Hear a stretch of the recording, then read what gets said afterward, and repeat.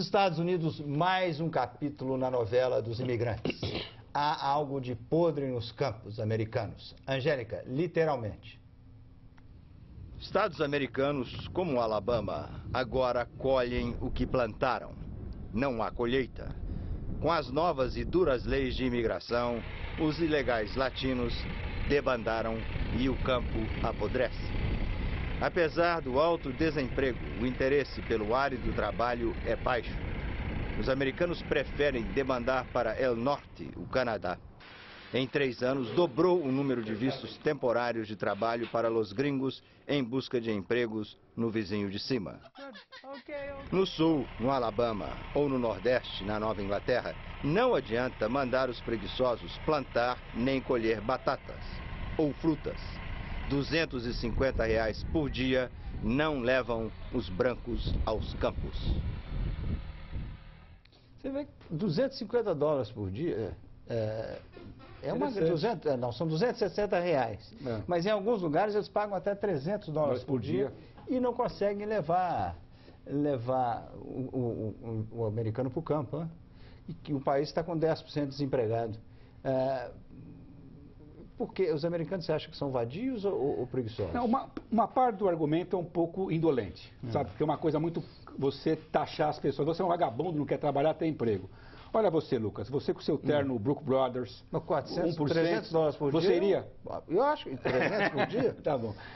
A questão é a seguinte, o Lucas está pedindo emprego aqui, Alabama, vocês ouviram? $9 mil por mês. O governador da Alabama entende de plantar tomate, o que acontece mas está é uma questão, número 1. Primeiro, de know-how, de tipo de trabalho. Esse pobre hispânico está fazendo isso há várias gerações, há vários séculos. Você vai na Califórnia, mesmo antes dessa crise, 70% dos trabalhadores agrícolas são hispânicos.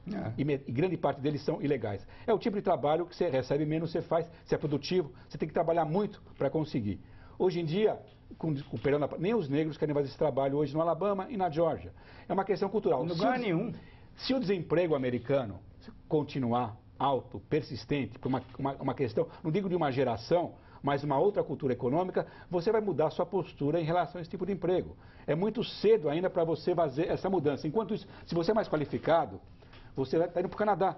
Os americanos mais qualificados estão perdendo bons empregos aqui, estão buscando emprego no Canadá. É uma coisa mais compatível com sua formação profissional. Se não tiver jeito um dia, você vai fazer qualquer coisa, como os americanos já fizeram antes. Esse é um povo, o americano não é fresco. Ele não é um povo fresco. Se precisar pegar na enxada, ele vai pegar como já pegou no passado. Você falou em tomate, na Flórida, eles estão pagando R$500 por dia para colher tomate. Agora, há 10 anos a coisa, por exemplo, no Maine, colher blueberries, que é mirtilo, não é? A coisa, crianças, os filhos dos mexicanos, com 10 anos, passavam o dia no campo colhendo. Onde o branco diz que é um cansaço. O branco vai, fica um dia, no dia seguinte ou desaparece ou fica meio-dia e vai embora. Agora, quem é que você acha que vai ganhar essa parada? É a lógica econômica ou é a demagogia americana? Demagogia contra o imigrante. Não, na realidade, como o Caio estava falando, quer dizer, depende de quanto tempo a situação ficar ruim. Como é provável que ela fique ruim por muito tempo, a lógica econômica acaba ganhando. Agora, acaba ganhando no seguinte sentido, a demagogia contra o americano, contra o imigrante, vai continuar, mas deixando de ser demagogia. Ela era demagogia quando você tinha emprego de sobra, precisava do imigrante para fazer o emprego. Quando você não precisa mais, ele está faltando emprego, isso passa a ser um problema econômico real. Só que isso só é verdade a partir do momento que esses empregos que existem, mas que não estão sendo preenchidos, passem a ser preenchidos. Agora... Se quando o americano começar a pagar $10 pelo quilo de tomate? Pois é, mas sabe a outra coisa que vai acontecer? Esse tomate não vai vir daqui, vai vir do resto do mundo. É isso, e é mais emprego que não vai acontecer aqui. Uma das coisas que está mudando é a migração dentro dos Estados Unidos. Não é só que os americanos estão saindo daqui e indo para o Canadá, mas as cidades, as grandes cidades, estão vendo o pessoal indo embora. Nova York, inclusive, Miami, hoje o pessoal vai para Portland, vai para Washington, D.C. O problema, como as pessoas estão encalhadas com suas casas nos Estados Unidos, a mobilidade americana, na verdade, é a mais baixa desde a Segunda Guerra. Ricardão tem uma dica para você.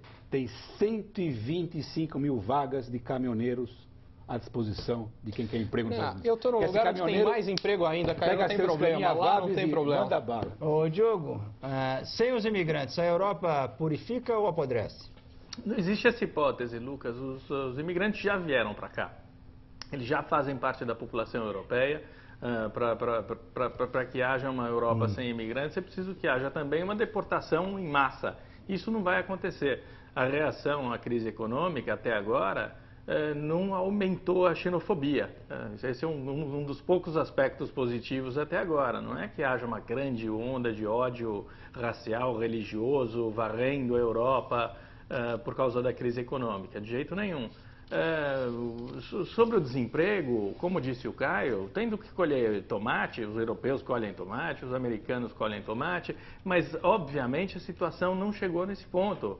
Mesmo nos Estados Unidos, os últimos dados sobre desemprego não são tão trágicos como se imaginava até outro dia. Não só está em 9%, mas aumenta o emprego na indústria privada e diminui no setor público. Então tem uma mudança aí de paradigma que é positiva para a economia americana.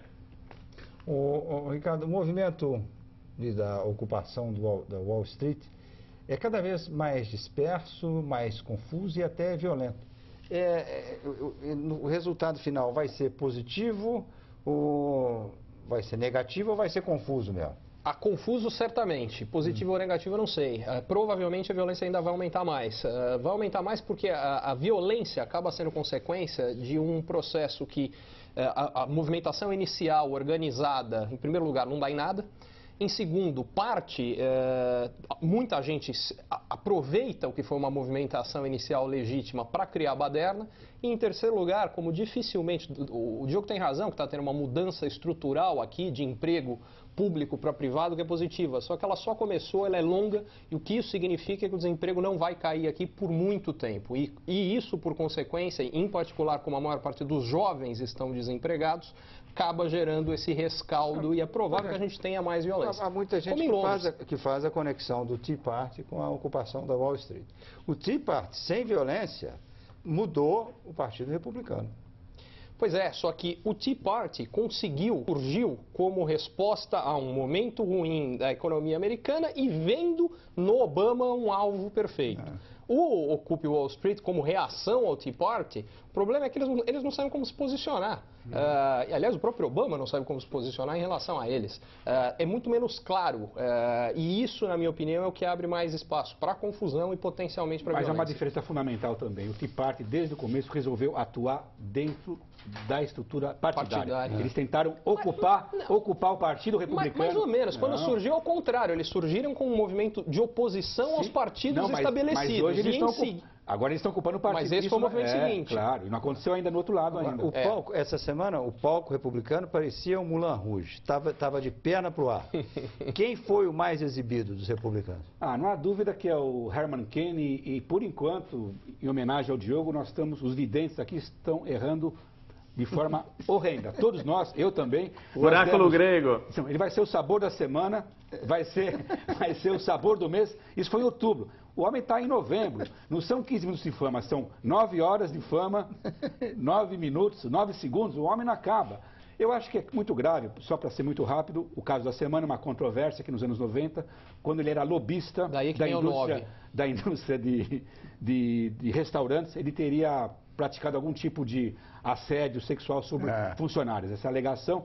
E ele se enrola nas respostas sobre isso, cometeu outras gafes. Ele, essa semana, anunciou ao mundo que é um perigo que a China pode ter armas nucleares, né? Foi em 64, sabe? Depois ele refez a resposta. O que é mais impressionante é que ele continua muito firme nas pesquisas de opinião, favorito junto com o Mitt Romney. O problema maior, então, não é o Herman Cain, é a atitude do eleitorado que quer que dane-se, que quer ir contra o status quo e serve qualquer cacareco que está aí. Para a alegria do Obama. E qual foi o papel dele essa semana? O Cain acabou essa semana, Caio, com essa acusação de assédio sexual, ele acabou. Mas a pesquisa agora de que hoje vieram mostra... as matérias de jornal, dizendo que as duas funcionárias que o acusaram por assédio sexual, uma delas recebeu uma indenização de $35 mil, a outra de $45 mil. Onde é que o cara vai enfiar a cara? Não tem chance. Se danou. Mas uma parte da base republicana, isso é a prova que existe o que eles chamam de um linchamento porque ele é um negro conservador, que é a imprensa liberal, embora tudo indica que quem vazou essa informação foi o Rick Perry, que é o rival interno. Sobre o Obama assiste, obviamente, tudo isso de camarote. com algumas pequenas boas notícias, como esse do índice do desemprego. Agora, é o seguinte, faz aqueles modelos estatísticos do New York Times, o Nate Silver, que é um cara muito interessante, depende muito como tiver a economia em 2012. Se tiver zero, totalmente estagnado, o Mitt Romney pode ganhar. Se a economia crescer supostamente 4%, que é um número que eu acho um pouco alto, ele perde. Agora, se a economia crescer... Lucas, é o que eu venho falando há alguns anos. Não, mas se crescer... Você acha que aqueles evangélicos do Sul, mas, Lucas, aqueles evangélicos vão voltar no mormo? Além disso... Lucas, se crescer 2% a economia, vai ser uma eleição pau a pau. Vai ser uma eleição equilibrada. Brasil na imprensa. Câncer do Lula puxou exemplo de outros políticos que lutaram contra a doença. E quem usa e quem abusa ou abusou da doença no poder. Alguém aqui se arrisca e quem usou a doença para tomar o poder, para ganhar influência? Bom, não foi o caso... Para manter o poder. Ou manter o poder. Não. Diga, Diogo. Não foi o caso do Lula, né? O Lula não precisa do câncer para ter ou manter o poder, a capacidade de trabalhar como lobista ou influência política. Ele era um homenzinho pequenininho sem o câncer, ele continua sendo um homenzinho pequenininho com o câncer, porque o câncer... pode mudar a vida das pessoas, mas não muda o caráter. Então, isso daí vai continuar igual, o cacife político dele é igual, não muda absolutamente nada. No caso do Chaves, a doença subiu ou diminuiu? Aumentou ou diminuiu o prestígio dele? A popularidade aumentou. Aumentou e bastante, estava num momento complicado e subiu. Agora, eu acho que também deve ter aumentado muito são as brigas internas dentro do próprio partido, e não só na oposição, mesmo no apoio a achar quem quer ser o sucessor desse reinado dentro do partido criou. Não, mas dentro da família, né? No caso do Brasil, depende como a Dilma vai usar em termos políticos a doença do Lula. Depende da gravidade ou não, que é a chance da Dilma também agora de caminhar sozinha ali no tapete vermelho. Deixa eu fechar com mas é uma questão complicada, porque traz de volta o problema que ela teve também. Difícil Depende ser bem sai de cena, né? O mundo está ligado na crise da Europa e no Oriente Médio. Tem alguma coisa importante acontecendo que está fora do radar que a gente... Várias coisas, né? Várias, mas todas elas ficam menores em relação... Eu diria não só, você colocou muito bem, Europa, Oriente Médio, mas a própria questão da economia americana estagnada, que ela não está em crise, também, ao contrário... Mas essa também está nos jornais, eu estou imaginando... Olha, China, você tem um problema, você tem dois problemas. Ao mesmo tempo a economia está desacelerando e a inflação está subindo. E o que significa que das duas uma, ou se eles estimulam a economia, eles podem continuar a ter um problema inflacionário, se eles não estimulam, a economia pode desacelerar muito e que hoje é a única coisa que ainda segura a economia mundial. Esse talvez seja a mais importante delas, mas há várias outras. O mundo inteiro, a economia mundial como um todo vem se desacelerando. O Brasil mesmo, essa semana, mostrou vários números que diminuiu a produção de redução, por exemplo. No próximo bloco teremos Anônimo, o filme. É mais uma especulação sobre quem seria o verdadeiro autor da obra de Shakespeare.